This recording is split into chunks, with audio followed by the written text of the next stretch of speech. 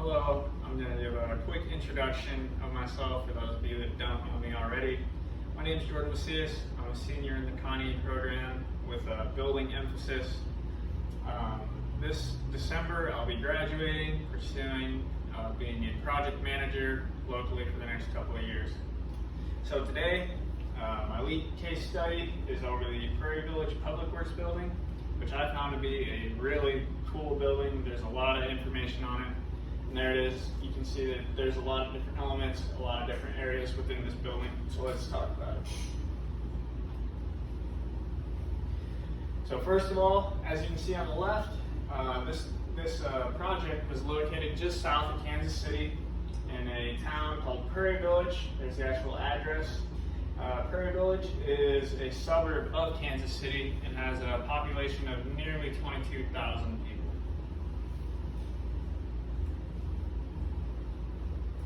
So a little bit of background of what Public Works is and their original facility that they had.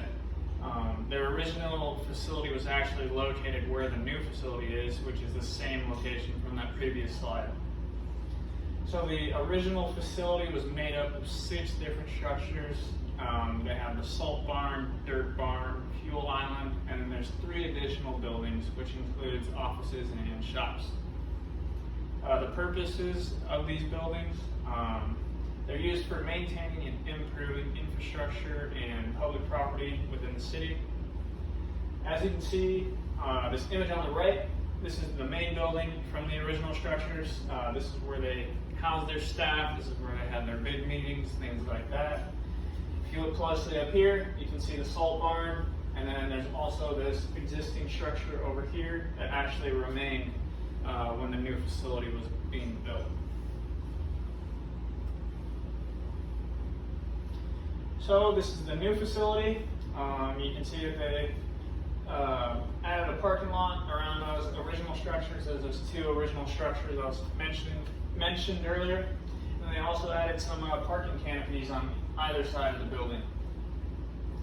So some key people on this project, the owner is the City of Prairie Village, and the designer is Clark Henderson, which is an architecture and engineering firm, and the builder / construction manager, that was McCown Gordon Construction. Some key features of this new facility. It's a 20,300 square foot building. There's 3 specific areas within this new facility.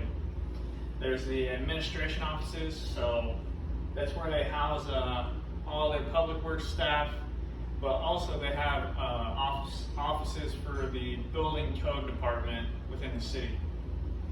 Moving on, there's the crew areas. This includes like conference rooms, break rooms, restrooms, and so on. These can also serve as storm shelter because there's no windows within these areas. Lastly, there's the garage bays. If you look at these 2 images, you can see 4 garage doors on either side. So they're able to provide maintenance on these vehicles all at the same time, 8 different vehicles. So this new facility has 6 major programs that Public Works uses. They have an administration engineering team, streets operations and maintenance team, drainage operations and maintenance, parks and grounds maintenance, buildings maintenance, and vehicle maintenance.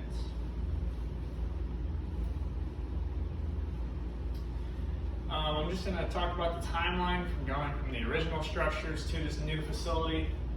So late in 2017, Clark and Henderson provided a facility assessment, which is pretty much just an evaluation of those 6 original structures, just to see what type of condition they had and what they needed to do.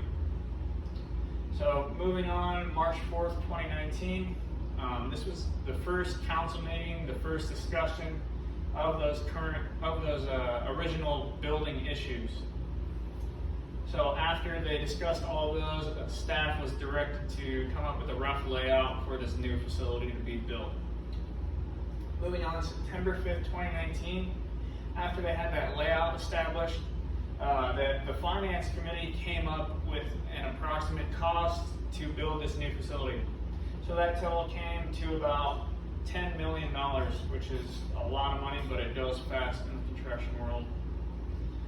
Early June 2020, two of the original structures are being demolished.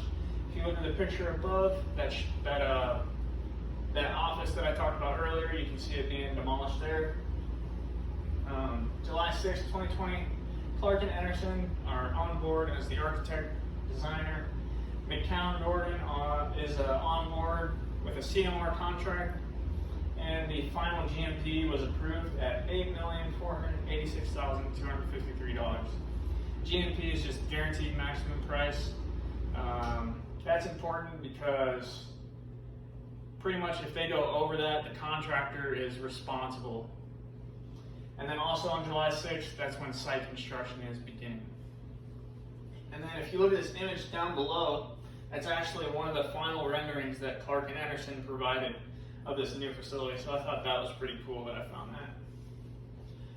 October 22nd, 2020, construction began. Footings and the slab is placed, and most of the underground work is completed. And you can just see the slab up in the picture above.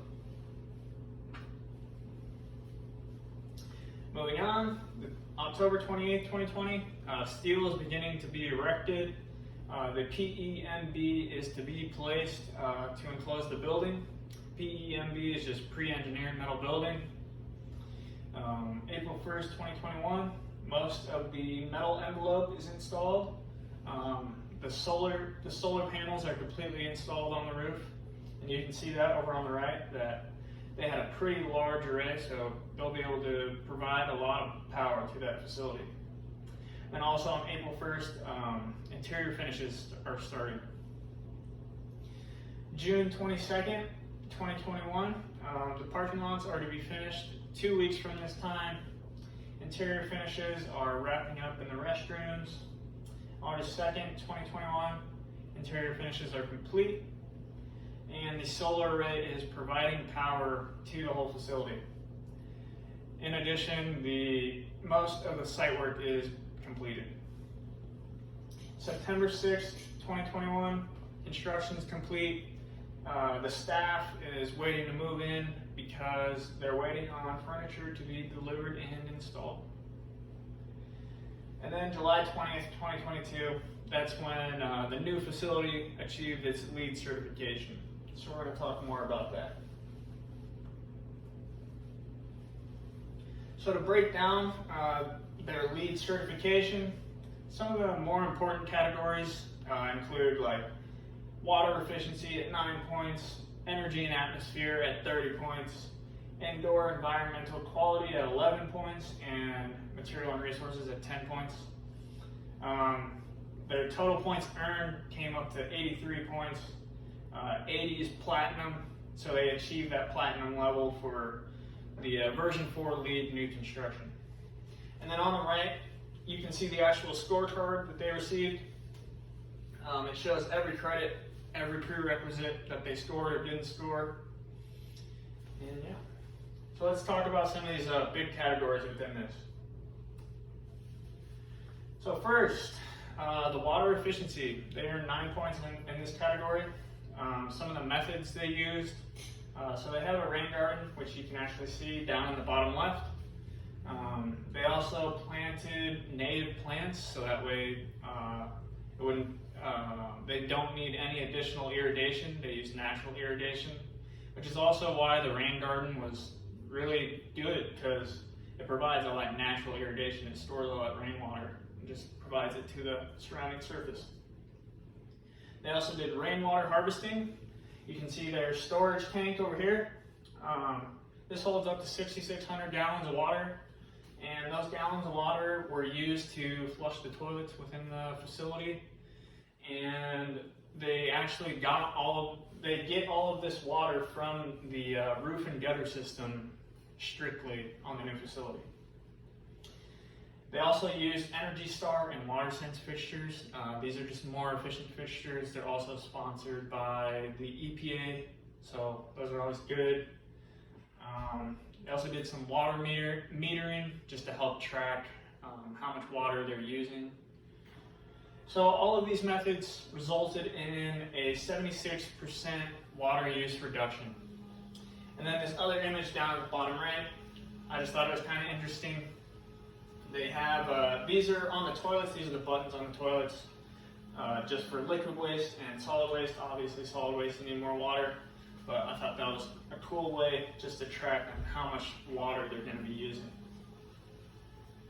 Next, energy and atmosphere. This is the biggest one, this is the biggest category at 30 points. Their methods for this, they have that solar array system that I showed earlier. They have a system, or like a dashboard for their staff, and it shows how many pounds of carbon dioxide is avoided every day. So over here, they avoided 275 pounds of carbon dioxide while providing 99.94 kilowatts of power to the building.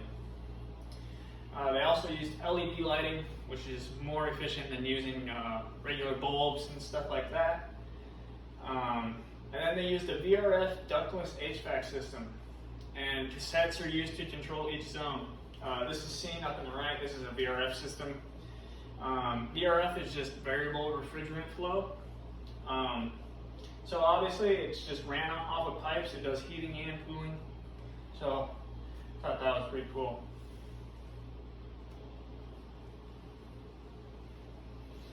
Next, the indoor environmental quality. They earned 11 points in this category. Their methods for this, they used low emitting materials when putting together some of these different rooms, and just when they were constructing this building. So things like low emitting adhesives, paints, flooring, wood products, ceilings, and insulation. They also get good thermal control just from that VRF system. They provide lighting controls. They have more switches, more dimming options within this facility, just so they can be more efficient with how much lighting power they're using. And then they also followed the environmental tobacco smoke control. There's no smoking within the building. You have to be 25 feet away from the building to smoke, and there was no smoking during the construction of this building.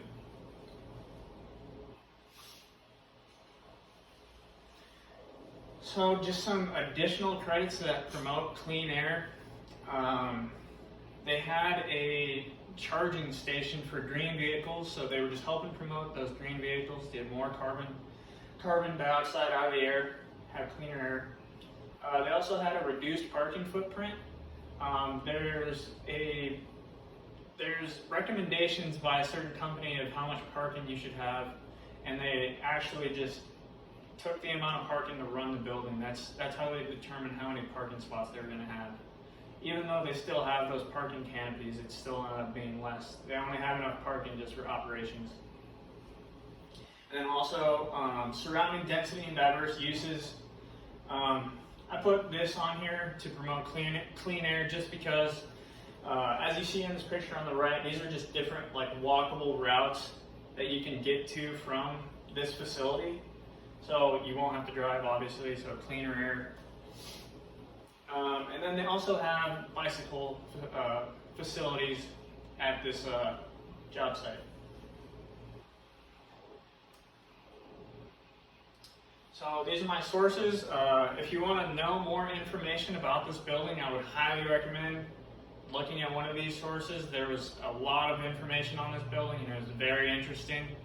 So overall, I thought this building was really cool. So now I'm just going to take some questions, and thank you all for listening. Got any questions? What was the purpose of talking about the contract the construction manager had with the owner? So McCown Gordon had a CMR contract with the owner. That's important because that's a construction manager at-risk contract.